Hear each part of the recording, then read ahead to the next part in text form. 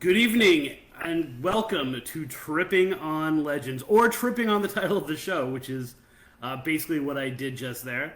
My name is Christopher Balzano, and welcome to your Campfire in the Crossroads. That's kind of my new tagline. I've been saying, if you know me at all, I've been saying Crossroads for everything. Crossroads Media was supposed to be my company. Of course, I had Massachusetts Paranormal Crossroads, and the Crossroads are where I first started thinking of things, right?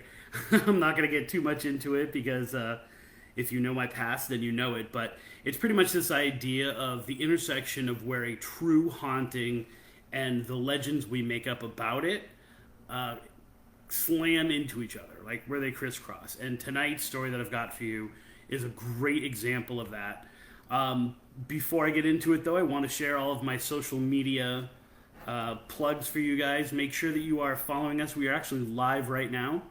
Not if you're listening to the podcast, though. We're live on Facebook at facebook.com/trippingonlegends. We're also on IGTV at Spooky Tripping. You can follow us on Twitter if you want at Spooky Balzano. And hopefully, I'm not running over anyone tonight, but we are broadcasting on midnight.fm, where it is always midnight. You can get in touch with us at any time by emailing me at spookytripping@gmail.com or going straight to trippingonlegends.com. If you're liking this, if you're finding this for the first time and you haven't yet, you're probably going to want to spend a little bit of time and find us wherever you get your podcast downloads, whether it's iTunes or Google Play or Stitcher. I'm trying to think, iHeartRadio last night. A friend of mine was wanting to find the show because she wanted to find out about all the creepy crap going on in Arcadia. And so she popped it up on iHeartRadio. So we're actually also on iHeartRadio as well. Review the podcast for us. Leave us a 5-star rating, or at least a 4-star rating, but I'll deal with a 3-star rating if you have suggestions on how to make the show better. So don't just spit into the wind. Actually tell us what we can do to make this show better for you. I wanted to just also, while we're doing the business end of things, talk about two things. Three things actually. If you haven't heard yet, on June 6th, not June 4th, on June 6th, Haunted Ocala National Forest is actually hitting the bookshelves. You can review your copy now. I've seen it posted on Amazon. You can review your copy with me if you want to get your signed copy of it for a reduced price. You can start contacting me about it. It won't be out, and I won't get the copies until June, but I'm happy with the way the majority of the book turned out. So I'm interested to see other people's reactions to it. And what they think about it as well. And I almost know, like, going into it, one of the big things is going to be, you didn't cover this story, and when's the sequel? So I'll address both of those things as they come up. A few days before that, and hopefully I'll have some copies before the rest of the general public to be able to push at this event. On June 4th, I am going to be in Punta Gorda at the Southwest Florida Skunk Ape Convention. I'm going to be sitting down or standing up and talking with some experts on cryptozoology, especially skunk ape, and also some haunted legends in and around Florida. Good friend Mark Muncie's going to be there, so you know that's what he's going to be hitting on, some of the legends related to that. Robert Robertson, woof, that was tough to get out. Thomas Sinclair, Connor Flynn, Patrick Webb, the amazing Stacey Brown, and hopefully he'll be talking about the documentary that he recently produced. Dave Shealy will be there from the Skunk Ape Museum. So if you haven't gone to the Skunk Ape Museum, if you're in Florida, if you're near the Everglades, and you have not gone there yet, you need to. And I'm one of those people who needs to. And the last person is RPG. I know I've messed up his name a few times because I wasn't quite sure. I actually did a little research on him. He's on the show Finding Bigfoot. And that's obviously like a nickname of his, but the crazy thing is I was reading up on what he does, and he actually looks for Bigfoot using a psychic connection. Now that's something I had never heard of, so I totally want to hit him up on that aspect of things. He connects with a cryptid via his mind. And the T word that I can't say, so I'm not even going to attempt to do it live on air, because every time I do, it's almost as bad as me trying to say phantom. You know what the T word is. It has to do with your mind. If you don't know, why are you listening to a paranormal legend show like this if you don't know the telepathy word that I am unable to say? Yes, my book is actually from the same publisher. It's part of the Haunted America series. So it's the same one that published the Haunted Florida Love Stories, which is still on sale. And if you don't have your copy and you live in Florida, go to your local apothecary. They all seem to carry it, as well as TJ Maxx. Blew me away. That's all the business I have, I think, for now at least. I wanted to talk about what would be your paranormal legend tripping bucket list. Like, if you could go anywhere and do anything and visit and legend trip specifically, where would be the place that you would go? And maybe, so, okay, obviously the first level of this is everyone kind of has, boom, something popped into their mind, right? And some people are journeying to the past and saying maybe someplace like Amityville, which you can't get into. Maybe you're saying one of those traditional ghost landmarks like Waverly Hills or even Lizzie Borden Bed and Breakfast. All are amazing places to go.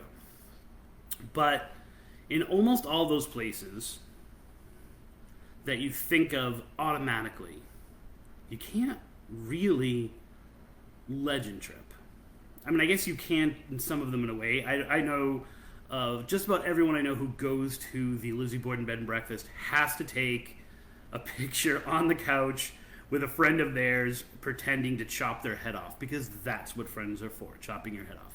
So I know that there's that kind of thing, but actually trying to touch the legend, actually trying to say Bloody Mary's name 5 times, or to rub the head of the statue and watch as it cries, right? These are not necessarily things that you can do, because when you go to those landmarks, when you go to the big places that everyone goes to and that are on all the shows, there generally tends to be a lot of people around, and there also tends to be tours, right? And so it's you go to some place and then you move on, right? Like, I myself have been involved in the Robert the Doll, and of course the big legend trip thing that you're supposed to do there is you're supposed to take a picture and then then ask him permission and compare the pictures. It's staged, right? And a true legend trip should have that kind of taunting, that kind of being egged on by someone, having to go out of your way, having to go where you don't really want to go. You're drawn there, and yet there's that edge of like, well, what if what I'm supposed to do really actually triggers something? I've got nothing against paranormal landmarks. I think that, as a matter of fact, maybe I'll even post it in this episode. I wrote a whole article years ago about why it's an important thing and what those do to push the paranormal agenda and to push the interest and the excitement and knowledge of ghosts onto other people. But they're also prepackaged, right? You can't really get the same feel. You can't really get the same terror. When I think of a legend trip, I think of someplace like Arbuckle Creek, right? Where you go there, you make a love potion, you drink the love potion, and if it don't work, or if it does work, you're on your own, right? There's not a whole bunch of people. Or following up on some place like the Oviedo Lights, where people went for decades and decades, sat in their car and watched these lights dance, and people still report it to this day. Some place where you, and preferably someone you're with, you should never go alone, are together. It's a shared experience. It's a shared experience between the 2 or 3 of you, and not 27 other people taking a picture of you doing it. So rather than think of a specific place, I want you guys to think of what you would want. Like, what are the elements that would make the perfect legend trip for you? It's got to be a combination of history, of backstory, with that ritual thrown in, right? You have to have something to do. Think of and craft what you would want in a legend trip. While you think of that, I am starting a new thing on the show. So just a little bit of a side note while you guys are thinking about what elements you would want in a legend trip. Every week, I am supported by some amazing people who come on to the live show and who are able to, and very active in the chat room.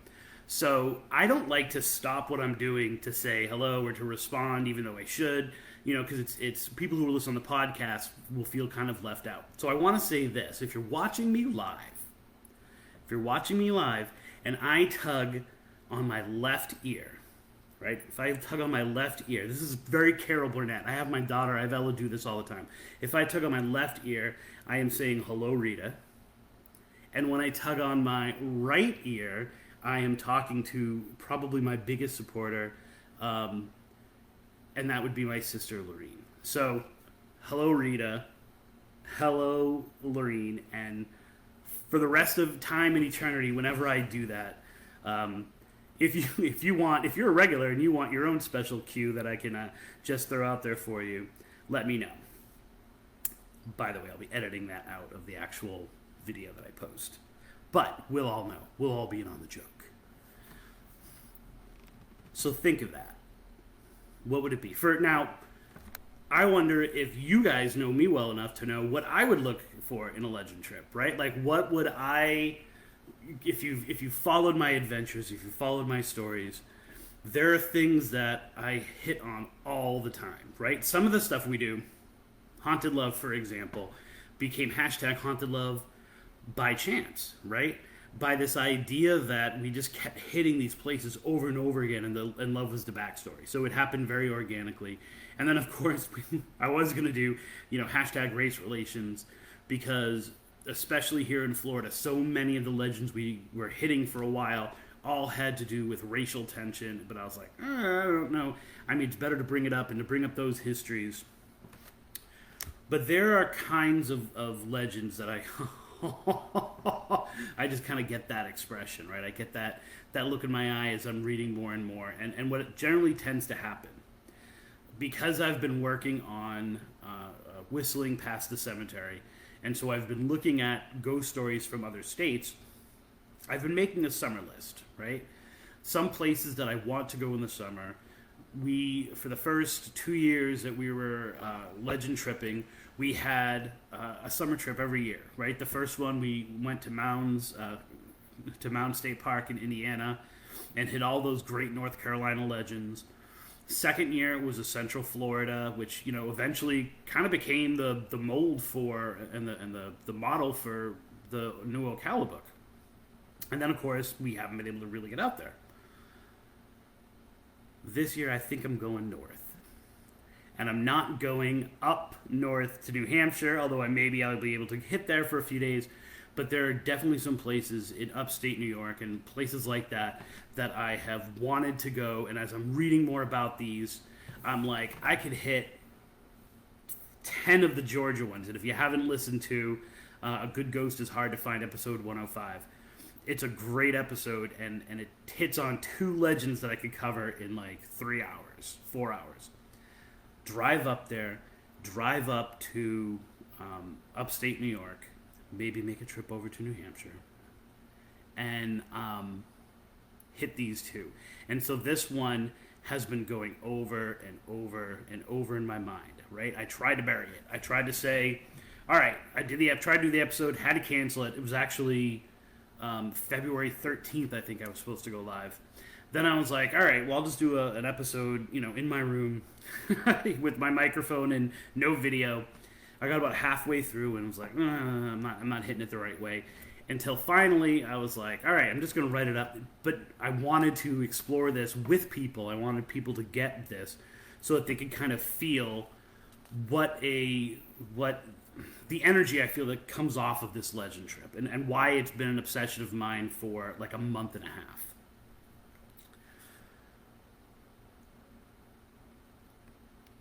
I would want this. This is what I want in a legend trip. I want there to be history. I want there to be murderous history. Like, I want there to be something sketchy that had happened. I want there to be a mystery. If I'm going someplace and I'm traveling someplace, I want to spend hours and hours and hours trying to unlock that piece of evidence. And by evidence, I mean, some kind of reference in a book that no one has kind of connected with something else, right? I want to be challenged. In the field, push aside my Phantom Hitchhiker, ooh, I said it right, obsession for a little bit, and think, what is it, what are the other things that I love? The first, I absolutely go crazy for train ghosts. I really do. The idea of trains as an extension, and really they are hitchhiker legends, trains as an extension of a road, right? It's kind of like the road that we're really not supposed to take. Like, there's an inherent danger in it.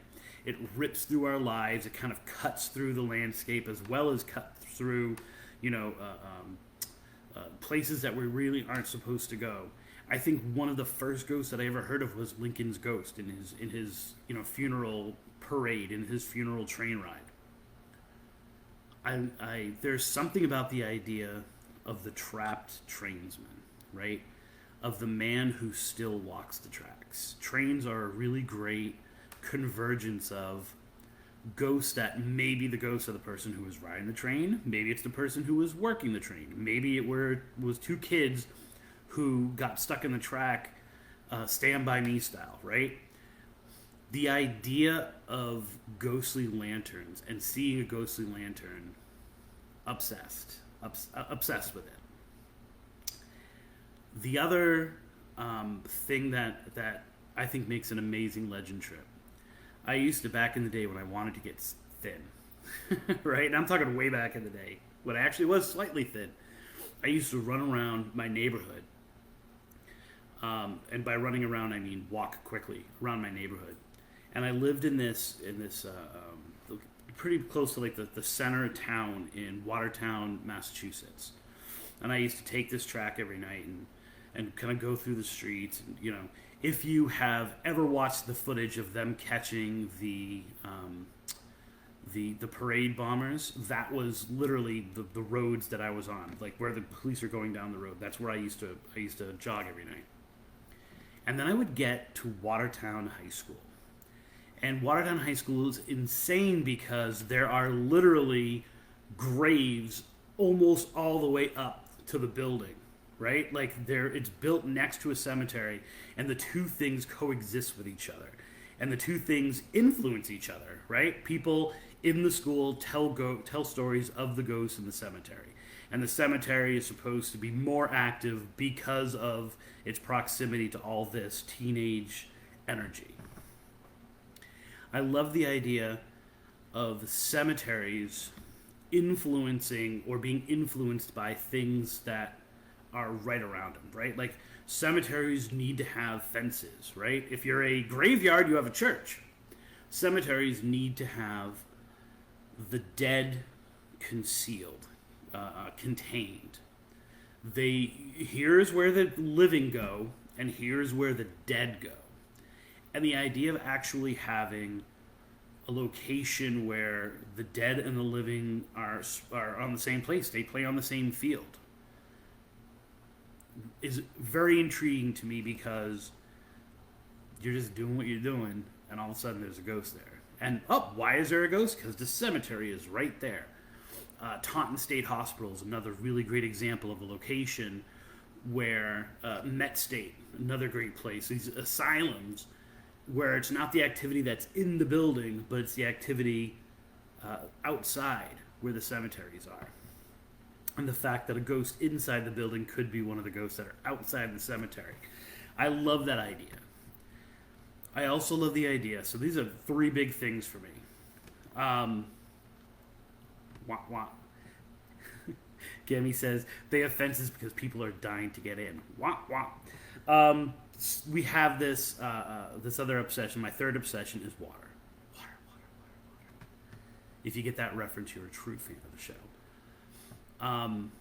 The paranormal's proximity to water, but also the idea, which we covered really well in the beginning, when we talked about spirits can't cross water, right? When we were at the Singing Manatee, the idea that potentially, logically, in our brains, right, as humans, we construct things near water, right? Especially back in the day. We make things near water because we need to use the water as a food source, as a power source, as all these things. And yet we bury our dead there too, right? We bury our dead in these locations that are often crossroads between these water places, right? Between areas of water. And that might very well be what traps things in. I covered a story years ago about my old roommate Jenna, who had put crystals in her room for protection. So they had put crystals all around their apartment. You can actually read this on Tripping on Legends. One day, Jenna was cleaning, not knowing that her friend had done this. Jenna was cleaning and she moved the crystals and she put them like all on the table. And the roommate came home, Susan came home, and she put all the crystals back in the locations. But by doing that, they had trapped something in the house. And it's a really, you'd have to read the rest of the story. I'll post it in the notes. Because they basically let a dark entity into their house that tormented them for weeks until it had this really physical attack on them. You like how I kind of promoted this story and then don't give you the ending? What if water does the same thing? What if by building places on the water, in the intersection of water, we are actually trapping the ghosts and trapping whatever might be there to continue to play with us after they're dead. They can't move on for some reason. We don't know.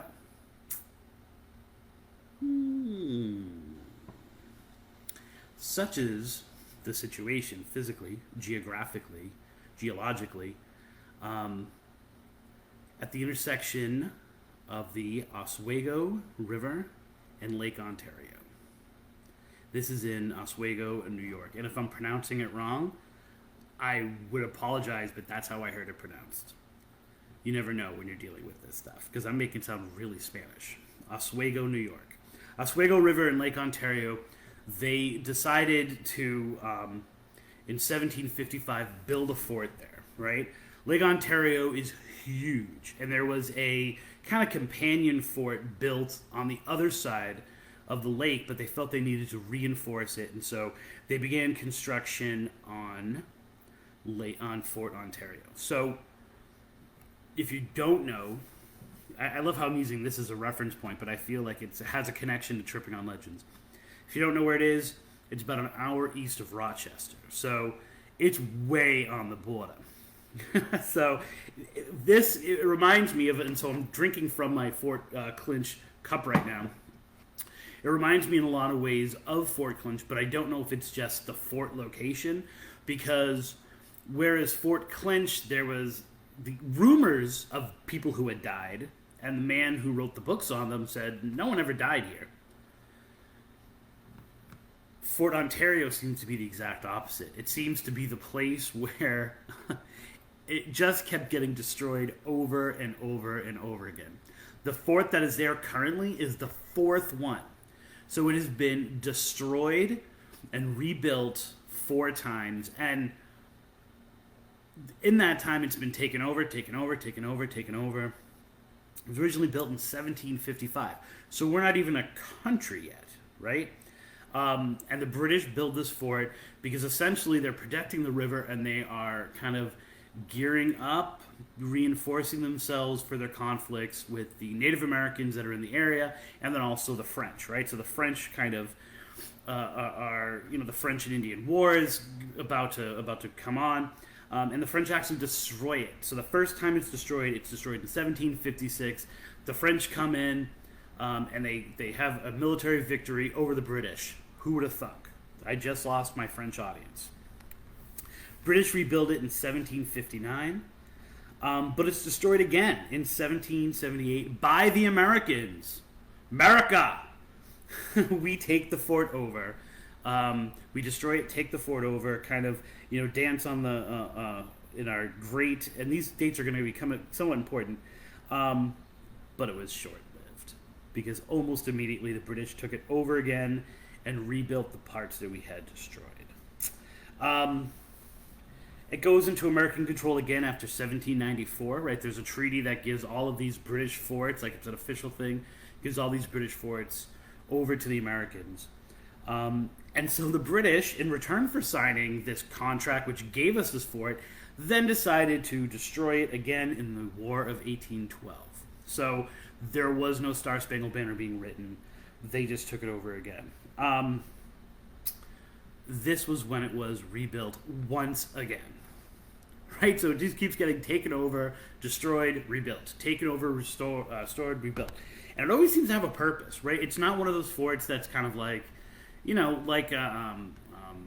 Fort DeSoto, which was like, wah, wah, we just are building a fort because we want to make sure the other forts are safe. Like, this was active and it served a purpose even after the other forts in the area went away. When it was rebuilt, they still thought, and this was kind of as the Civil War is coming on, it was rebuilt because, which I've never really heard of, we thought that the Canadians were going to side with the South. And so the Union, America, decided that it was important to have some place to protect us against the raging Canadian army storming in to help the South rise again. And was its primary function, but it was also this kind of idea that there was already a lot of smuggling going on and things that were kind of going in. And so for years, during the Civil War and then post-Civil War, it was used as kind of, the Coast Guard, the internal Coast Guard's like eye to Canada to make sure nothing illegal was going through. So I can only imagine, having watched The Untouchables, that we're talking booze being smuggled in during Prohibition and things like that, and it always had a purpose, right? It was never just kind of floating around doing nothing, maintaining it. Are we going to keep it? Are we not going to keep it? And in 1917, it also becomes a military hospital. And so what it became, in addition to this smuggling idea, was it became a place where people would train the Army medical personnel who were just learning their craft, right? So before they shipped them off to the front, they would come to Fort Ontario and they would practice conditions of wartime and more people coming in. They would practice the procedures and the best way to it, and then they would be shipped out. So it was like a training school. It has another purpose, but I am so not getting to what that purpose is quite yet. It's a little bit further on in the episode. Of all of the places that I've read about, the ghosts at Fort Ontario. Now, 77 people are buried there that they know of. 77 official graves, people who died on the grounds and for reasons were not shipped off to where they had come from. And of course, this is over centuries, right? We're talking 1755. We're talking a lot of years of death, a lot of years of destruction, a lot of years of disease. And not always, because there were times where, like even after World War II, where it becomes like a home for veterans and their families to stay. So while it's still kind of having these other features, these people are coming in and they're veterans in the area are able to stay there for free. It's the diversity of these ghosts that I'm completely drawn to. One of the most documented ghosts, and by documented I mean in a paranormal adventure, not even paranormal adventure, paranormal enthusiast kind of way. Dave is a little boy who's been haunting the fort since 1870. He is dressed in kind of these shorts and little kid clothes. He's seen running around the park. He has been photographed. If you go and you check and you type in Fort Ontario Dave, you'll see pictures of this little boy. You know how I feel about evidence, especially photographic evidence. So, but his full body has been seen on these pictures, and people believe strongly in it, right? Like, it's like a clear shot, and it's one of those things where people on the ghost tours there, that's what they do. They love to take pictures of Dave. Not always happy, though, because people who have been exploring one part of the fort where Dave is supposed to kind of be trapped, they also hear him crying. So at one part of him, there's something dancing, and he's laughing, and he's jumping around, right? And the other, especially the whispers and the voice that they get on tape, is much sadder. And he's crying, and he's weeping, and he talks to the people who are doing the investigation, people who are taking the tapes directly, and just kind of cries. That's one. There's also a little girl, different part of the fort. So the little boy is not being tormented by the little girl. Same thing. She has been seen to be dancing and laughing. I think it's one of those things where there's probably more than one of these ghosts, and some people see a boy and some people see a girl. I honestly feel that it's like probably the same spirit, or at least they have in their head, because Dave is so popular, that they see something else. They see it at the corner of their eye. Maybe they misrepresent it, but there's so much less written on it. Both Dave and the little girl are the stars of comments. So if you go on paranormal sites, you all know that I love looking at the comments and then trying to follow up on keywords that are in the comments, things like that. The little boy and the little girl are the stars. It seems that every time someone goes there, they see the little boy or the little girl. Then there is a British lieutenant. I love this name, and not just because of where I work. I love this name. His name is Basil Dunbar. Wow. We do not have names that cool anymore, right? Basil Dunbar. Reminds me of Basil Exposition and, of course, Paul Laurence Dunbar. He is said to be a man who died in a duel. So there was some kind of confrontation that happened on the base. I think it's hilarious because there's more than one story having to do with duels, right? If Ella was here right now, I'm sure she would start doing something from Hamilton. But there are other places that West Point, Key West. West Point actually has a famous duel, and then the guy was buried story that has to do with it. Poor Basil lost his gunfight with another soldier and was buried on the grounds. The problem is, he doesn't know that he's dead. Visitors to the site, visitors to the fort, report a man dressed in British attire, so British military attire. And he seems to be scared, and he looks around, he vanishes in between walls. It's confusion is the emotion and the feeling that people get from him. There was actually some stuff that I read that were empaths who had gone there, and they couldn't even stay in there. Their minds were like jumbled, right? They were actually feeding off of the confusion. And so it ended up being that they had to leave because they couldn't even keep their mind straight. I thought that was a really interesting aspect of it. Then we go outside of the fort a little bit, but technically still the fort, and that's where we have the railroad tracks.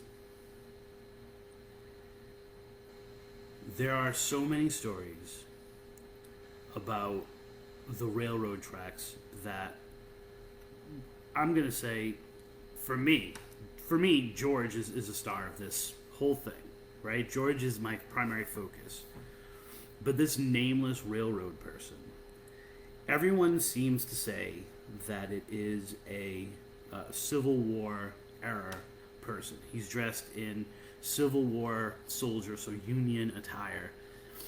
He's seen out in the woods. From what I gather, it's a little more overgrown now where these railroad tracks are used. I'm not even sure if the tracks are still in use. I was not able to get a visual on that.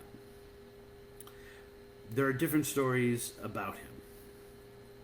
Some say that he was a worker who had fallen off. Others say he was hit by the train. Others say that he was a soldier who died there, but he still worked for the train. Like his primary thing was moving things in and out. But that he died in an actual battle when the fort was attacked during the Civil War.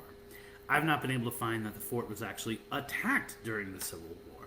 So that's really hard to confirm. But the best part is, sometimes people see a full-bodied apparition, and other times not so much, because here's another one of my paranormal, supernatural sweet spots. He has no head. So people see him walking around the railroad, back and forth, on the tracks, in the middle of the tracks, in the woods nearby, but he has no head. So there's this man in uniform. Now, there were soldiers there, right? Is it just the proximity to the actual tracks that make people want to associate this ghost that they see with being an engineer, all right, or a railroad worker? No, because he's also been said to be carrying a red lantern. So as they look at the tracks, and oftentimes people are watching the tracks, people look at the tracks at night, and they see this red light moving down the track. And then all of a sudden, he kind of appears holding a lantern, swinging it back and forth. Ghost lights, right? Tough topic in the paranormal. The concept of ghost lights associated with lanterns having to do with railroad people.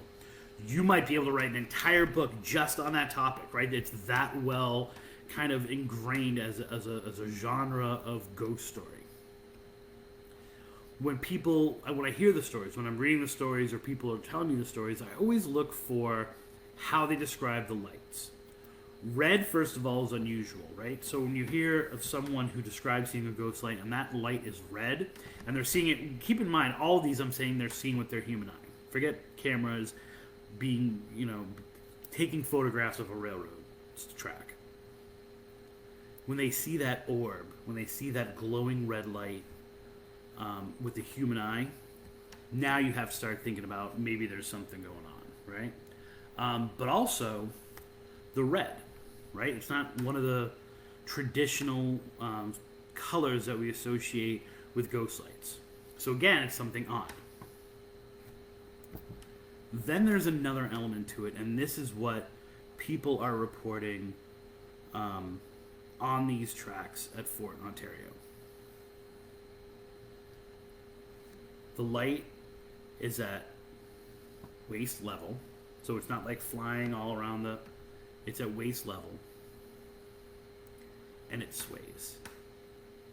So rather than standing there or floating or going off to some place, the light is actually seen getting more intense, slightly less intense, more intense, less intense. Like as if it is from a lantern and that lantern is swaying back and forth. Now, here's the deal. That, to me, makes it more real, makes more sense to me. But then there's this other element to it as well of, well, what the hell is the ghost of? Like, is it the ghost of a light? Is it the ghost of, we hear that story initially, and our minds go pop, pop, pop, pop, pop, and we love it. It's a great ghost story. It's a great, confirmation of things that we're scared of, and ghost lights are... And then you think about it, you're like, whoa, wait a minute. Like, whoa, what was the light? Right? And don't come at me with this idea of, it's the energy from the light? Because, is that the kind of energy we think exists after it's gone? Because if so, I have, 3 lights over there, and they've gone out, and the ghosts of those lights have never come back. And I'm not sure it's ever been explored, the concept or the idea of a gas light, the energy that's from that light, right? We've all talked about, energy cannot be created or destroyed, and we associate it with the lights that are in our house, light bulbs, electricity, things like that. I'm not even sure if energy that comes from burning gas could be considered the same thing. Now, that said, there are many ghost stories that involve a house that's on fire, right? And people smelling cigarettes of their departed loved ones who have moved on, and yet I smell grandma's cigarettes whenever I'm in the living room. Or this building which caught on fire, the fire reenacts itself, right? But then it's not. And then, of course, we have ghost fires, right? Anyone who's gone anywhere near Anawan Rock knows that ghost fires are a thing. It's kind of interesting, right? I've always just kind of accepted that and taken it in, but I've never really thought of well, what is that? Someone trying to explain that to me on a scientific, spiritual, or metaphysical level, if you can. Then we get to George. And George is the man I want to meet.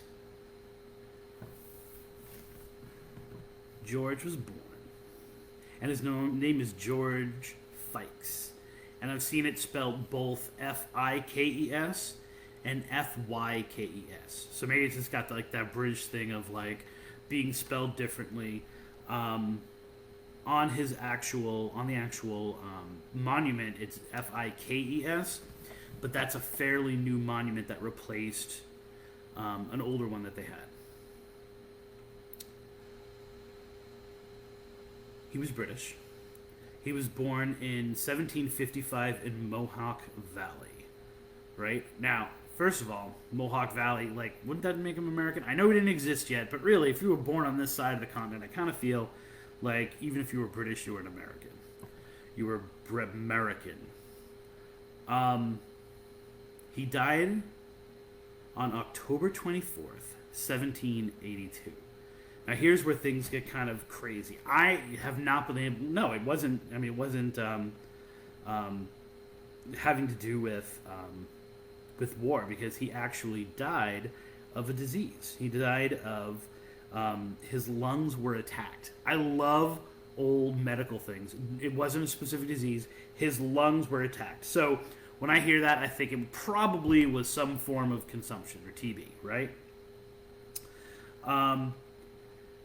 In 1779, he was jailed for being a Tory, right? So there essentially was there were two factions, kind of Barbara Moriarty, who during the Civil War, she was running the Key West Lighthouse, was sympathetic to the South, and they were like, no, and they robbed her of her post.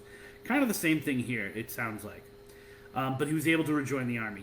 He recanted and tore down his Toriness, and he was able to rejoin the army. He died on October 24th, but he wasn't actually buried until November 30th.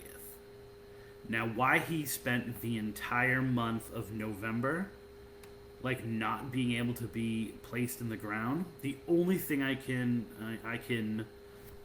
assume is that maybe the ground was too hard. But it seems kind of weird that it would be less hard at the end of November than it would be at the end of October.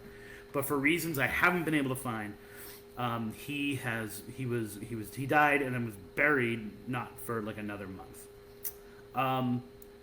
He is said to appear around the fort for the 200 years that it was really active, whenever the garrison was threatened. So he was this harbinger that bad things were going to happen, and people got the impression, or got the legend of George was that he was protecting. He was coming back from the dead to pick up a gun and stand at a post when Weisberg couldn't. Is that his name in A Few Good Men? Who's gonna do it? You, Lieutenant Weisberg. he protects the fort, which is why over the years he has gained the nickname of the Post Ghost. Like, that's kind of like what people call him by. And there's actually a sign dedicated to the Post Ghost. They celebrate George. They say that he is there to make sure that everybody is safe, but also, back in the day, he was an alarm bell. When people saw George walking around the barracks, walking around the fort, they would know that an attack was imminent, and they would kind of be on alarm. And at time and time again, he called out. He was able to call a shot. People knew that bad stuff was going to happen.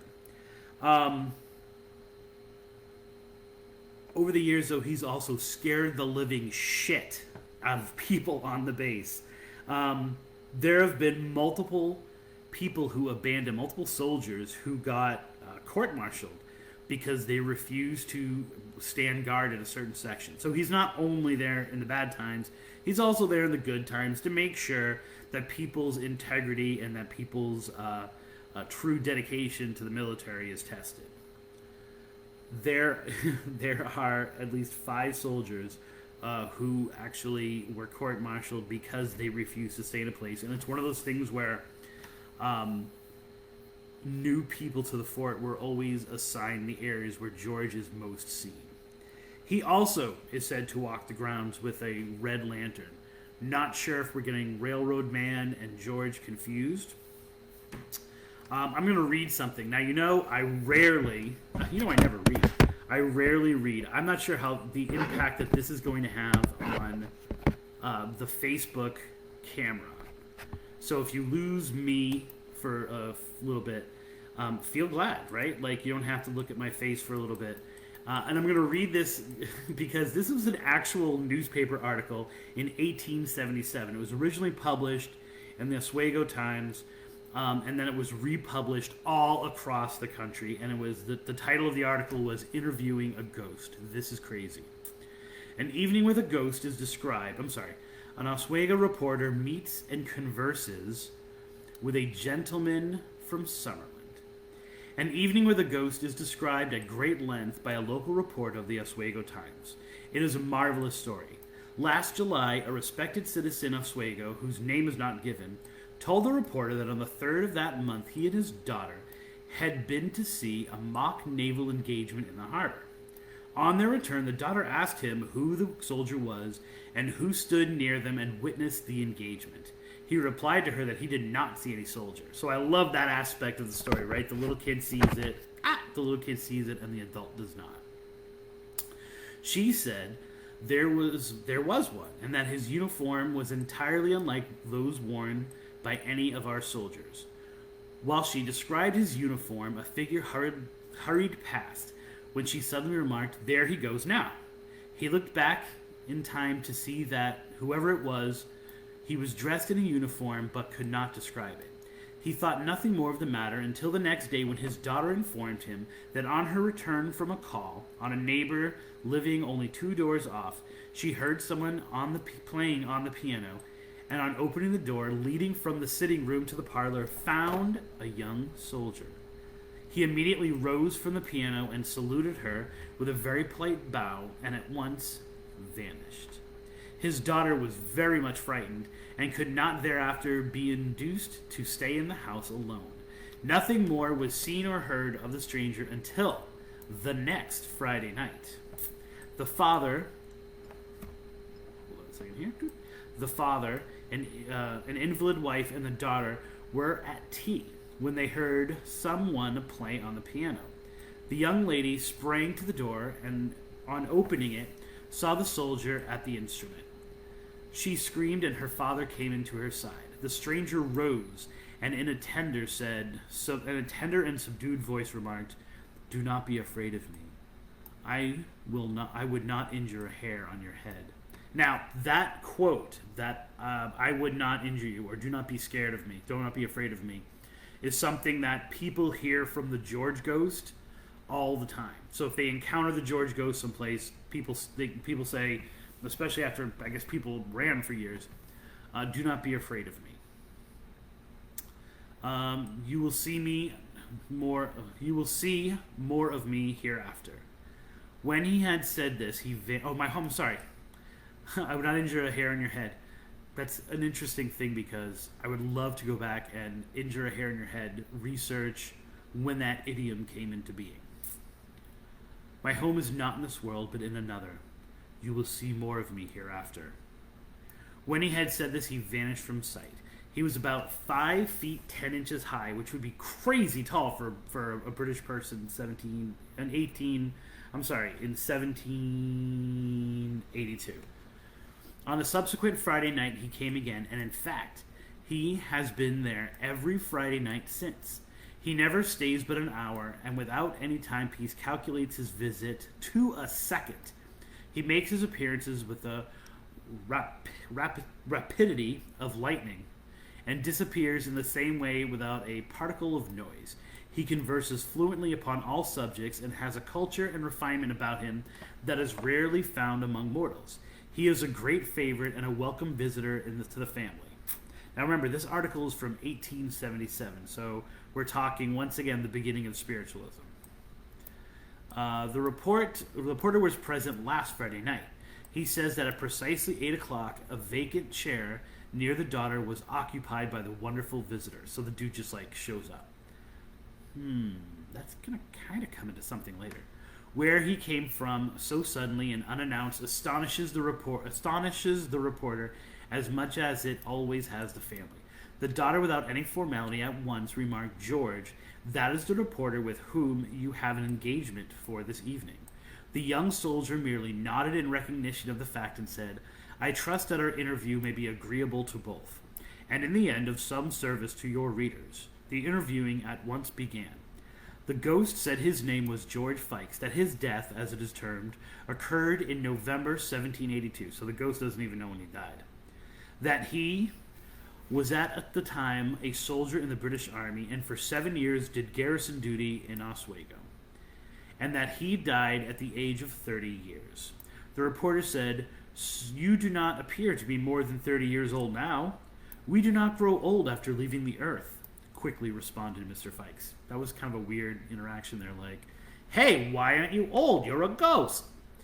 He then said, as if it were not a matter of much consequence anyhow, that he supposed his remains were deposited in the military cemetery at Oswego. Some further conversation followed, and the reporter inquired with reference to his present state of existence. Mr. Fikes said, "I will excuse myself from answering any more questions for the present, and I bid each of you an affectionate good night." The words "good night" had hardly been spoken when this wonderful man, spirit, ghost, or whatever it was, vanished into nothingness. The reporter says that he was the finest looking man that he ever saw, and likewise the most charming conversationalist he ever met. He was dressed in the regulation uniform worn by privates in the English service. So I'm just saying something here. If he's in the military for however many years, was at this garrison for 7 years, he's still a private? I don't know much about the military, but are you really a private for 7 years? As a matter of curiosity, the reporter visited the old military burying grounds near Fort Ontario on Saturday and brought back the following, which he copied from an old, obscure, rough stone. So this is the original stone. "Here lieth the body of George Fikes, soldier in the 2nd Battle Regiment, 2nd KSRL Regiment of New York in Capital Gamaralahas Company, who departed his life November 30th, 1782, aged 27 years. So that is an inaccurate date based on when he actually died. The cause of Mr. Fikes' weekly visits is unhappily not given. The information he brings from the Summerland, I guess the Summerland here is death. I didn't know that. Is apparently meager. The family whom he favors are not spiritualists, so they actually address the spiritualism question, and are not given to tricks of sensation, and the two of them are members of an Oswego church. Crazy. So, what is interesting there is that the reporter goes off of the belief and the understanding that his audience just knows ghosts exist, right? That in 1877 people were so sophisticated in Oswego that it was like, oh, upstate New York, we got ghosts. And so he just says it flat out. And this was in like the major paper, so it was like in the town paper, wasn't in a tabloid, and it was presented as if it was complete fact. So we're not talking the Middle Ages here. We're talking 1877. It was a time when, people, they were educated enough and sophisticated enough and were looking to the news for news. I don't know. Kind of hard to say. All of this is kind of fed into the saga and the legend and the myth and the mystique that is George, right? So it's one of those things where any ghost that's seen might be George.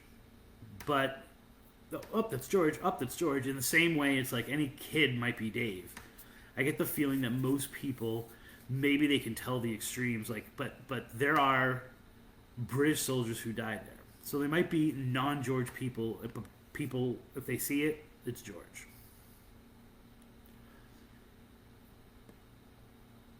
The idea that, kind of like in Lillian Place, the ghost, upon being sighted, often says, "Do not be afraid, I will not harm you," is kind of an interesting little tidbit. I probably feel more of that was written in the newspaper, and we can't say whether the newspaper is real or not, right? That was said at the newspaper level, and then people just kind of borrowed it for the next 150 years, saying that like they heard that when the ghost appears he says this, but the ghost appears he says this, and there are not too many eyewitness reports of George. The train track guy, train track man, we'll call him. People, just comments are loaded with people who have had some kind of sighting or who share it on one website or another website, their personal experience. Take it with a grain of salt, but still, there's this idea that no one has seen George. It's all rumors, right? It's from disgraced military people from years ago who say, that George approached them, or thought they saw George, or they got their crap scared out of them by George.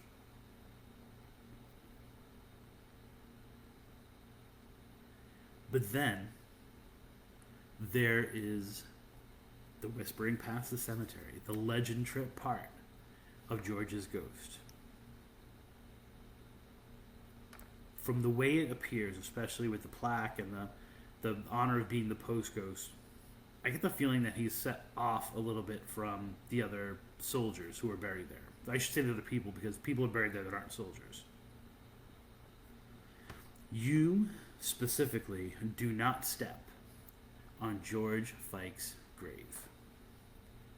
If you step on his grave, right, then you will be haunted the rest of your life.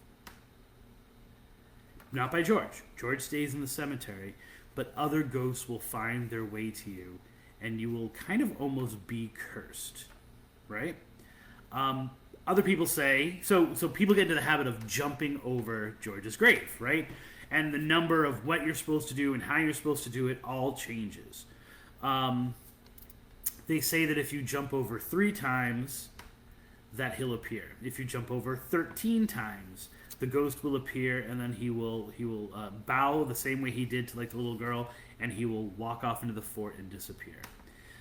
If you jump over 5 times, and then you close your eyes, he will tap on your shoulder, and he will talk to you in your right ear.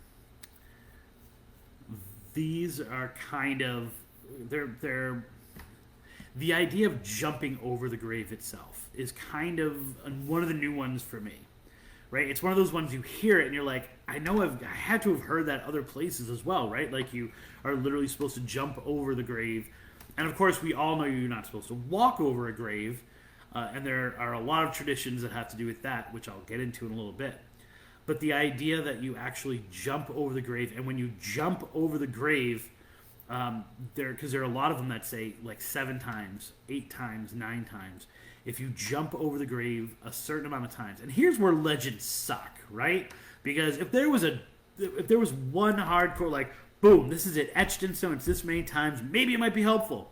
But because there are so many legends about it, you don't know how you get your own personal Fort Ontario ghost.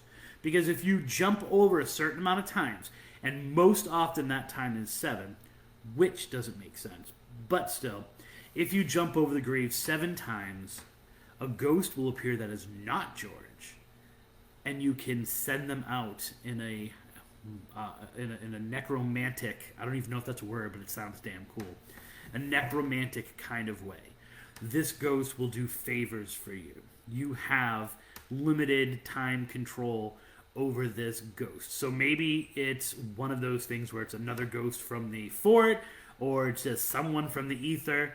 Somehow George, and honoring George the right way, will give you your own personal ghost that you can send out to the world to do your bidding. Crazy idea, right? The idea of jumping over the grave and doing it a certain amount of times to make wishes or to speak to someone. The speak to someone sounds to me a little bit more normal or a little bit more common. Like other people may have said that, other graves might have that kind of feature. The idea of the necromancy, of the being able to control a spirit, being able to control a ghost because you've performed a ritual at someone else's grave is kind of a new one to me. Here's a weird thing, though. These stories of George are fairly new, right? Like these newer stories of like you're supposed to do certain things to his grave. It's a fairly new idea to him. Like it used to just be he would walk, he would have the fence, he would do all this stuff. And then all of a sudden there kind of rolls up this new idea of like walking over the cemetery. And I think I know in partly where it may have come from. Because Fort Ontario has been a lot of things over the years, but during World War II, it was the first and only refugee center for European Jews coming to America. So between, on August 1944, almost 1,982 Europeans, Eastern Europeans mainly, came from, some of them directly from concentration camps, others just from special sections that the Allies had set up, and they were brought to Fort Ontario, which was called, at that time, during this time, it was called Safe Haven. It's kind of crazy, right? Because no one other than the government wanted it there. People were scared that these refugees, I mean, it's a very modern thing, right? They would escape and that they would, flood the country. All these 982 basically war-torn people would start to take over the country and take over neighborhoods and all the stuff that you can think of. But there was a definite backlash from this. It's kind of crazy, right? There were thousands and thousands of people who actually were who were in displacement camps, who were coming from concentration camps, right? We think of the Holocaust, right, as being this like, and then the war was over, and then the Holocaust stopped. But it was the idea of like, and what do you call it? Covers this really well. Schindler's List. This idea of like, well, now where are we supposed to go? Like, well, you can't go this way. No one wants you there. Can't go. So there's a large population of people who no one wanted, who no longer had homes. A committee was formed, and they went over to Europe to evaluate these people, and the evaluation process was so. In addition to, they mostly wanted women and children. So older men and of course, men of fighting age were like, you need to fight now. They were recruited more than males, right? So it was almost all women and children who were allowed into this program. And then the big deal was you could not be a communist or have any communist connections whatsoever. We would not allow these displaced people to be communists. If you're a communist, which to me was like, well, why don't you just lie? It was a horrible journey for the people. So I want you to imagine that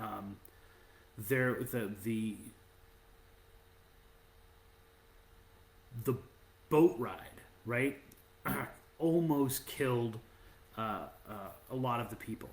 I actually don't have reports that anyone actually died, but they were attacked by pirates, right? They were attacked by war. I mean, there's still a war going on. It's 1944.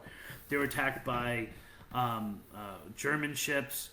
They were okay. So one of the things that they did was they had to they would put this smoke out, which made people think that the ship was wounded, and so they wouldn't go after it. I wasn't quite sure, but this big, thick black smoke actually would choke people. And so most of the people who reported getting sick, they were sick because they were in this fog. They were in this like smoke.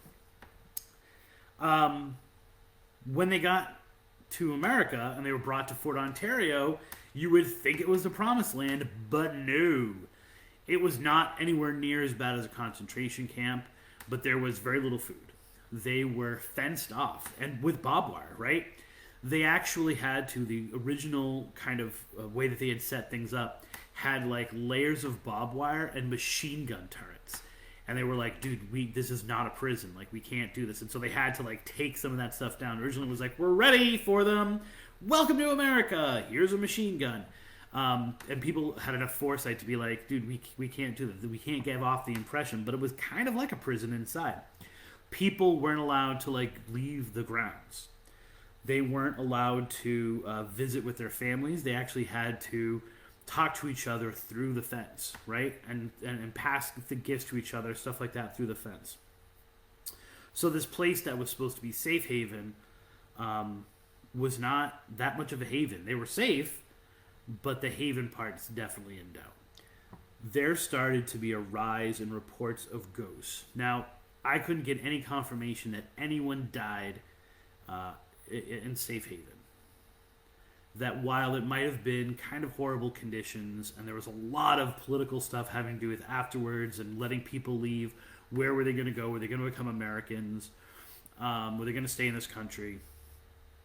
But for some reason, the ghost stories rise exponentially after August of 1944, both while the Jewish people were there, but then also like after they had left. But they weren't contained to like the parts of the fort that were the relocation center, right? So it's not as if people were seeing these